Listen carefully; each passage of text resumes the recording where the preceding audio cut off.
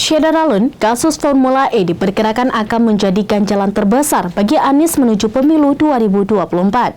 Afri Madona menilai isu Formula E digunakan untuk menghambat Anies Baswedan menuju pemilu 2024. Sebagaimana diketahui, kasus ini sedang diselidiki oleh Komisi Pemberantasan Korupsi atau KPK. Berikut informasi selengkapnya. Saudara Alun, mantan Gubernur DKI Jakarta Anies Rashid Baswedan telah dideklarasikan sebagai bakal calon presiden atau capres oleh Nasdem untuk pemilihan umum atau pemilu 2024 mendatang. Namun, langkah Anies untuk bertarung di dalam kontestasi pemilu dinilai Direktur Eksekutif Populi Center Afri Madona tidak akan mulus. Ada beberapa persoalan yang dianggap dapat menghambat perjalanannya untuk menjadi capres. Kasus Formula E diperkirakan akan menjadi ganjalan terbesar bagi Anies menuju pemilu 2024.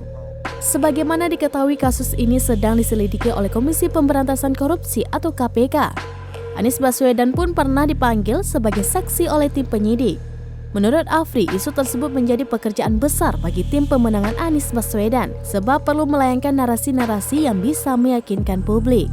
Tidak hanya dari tim pemenangan Anies, dukungan partai-partai calon anggota koalisinya pun diperlukan untuk mengcounter isu tersebut. Selain Formula E, politik identitas juga menjadi isu yang diperkirakan dapat menghambat perjalanan Anies Baswedan menjadi capres.